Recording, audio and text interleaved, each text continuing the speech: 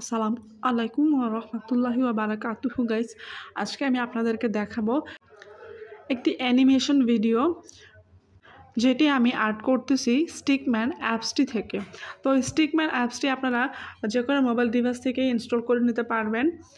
আমি এখানে কার্টুন ফিগারটি একটি বাচ্চার ফিগার করতেছি। তো বাচ্চাটি স্কুল ছুটির পর সে অনেক খুশি হয়েছে। তো সে খুশিতে দৌড়াদৌড়ি করতেছে, লাফালাফি করতেছে, দৌড়ঝাঁপ করতেছে, এরকম একটা অ্যানিমেশন ক্যারেক্টার আমি তৈরি করতেছি। বলতে পারেন এটি একটি খসড়া আর্ট। আমি কীভাবে অ্যানিমেশন ভিডিও তৈরি করি মোবাইল ফোনের মাধ্যমে তার একটি চিত্র আপনাদেরকে দেখাচ্ছি। তো অ্যানিমেশন চিত্র করতে গেলে খুব ধৈর্য সহকারে কাজ করতে হয় আর খুব পরিশ্রম করতে হয়। আর অত সহজে হাল ছেড়ে দিলে হয় না, অনেক পরিশ্রম করতে হয়, হাল ছেড়ে যাওয়া যাবে না। আর অনেক ধৈর্যের পরীক্ষা দিতে হয়। একটু এদিক সেদিক হয়ে গেলে পুরো ছবিটি নষ্ট হয়ে যাওয়ার সম্ভাবনা থাকে। আর সেকেন্ড পার্টটিতে আমরা দেখাচ্ছি, সেকেন্ড পার্ট তো না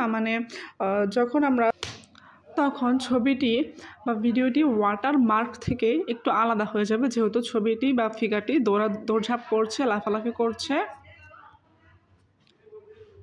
তো আপনারা দেখতে পাচ্ছেন এখানে আমি হাতের কাজ করছি। আগের হাতের মুভমেন্ট আর এই হাতের মুভমেন্ট একটু তফাৎ থাকবে, কারণ যেহেতু হাতটা সে নাড়াচাড়া করছে বা পা করার সময় দেখা যাচ্ছে সে পা নাড়াচাড়া করছে। তাই আগের ওয়াটারমার্কের থেকে বর্তমান ওয়াটারমার্কটা একটু আলাদা হবে, একটু ডিফারেন্ট হবে, কারণ যেহেতু বোঝানোর জন্য যাতে জিনিসটা নাড়াচাড়া করছে সেটা বোঝা যায়।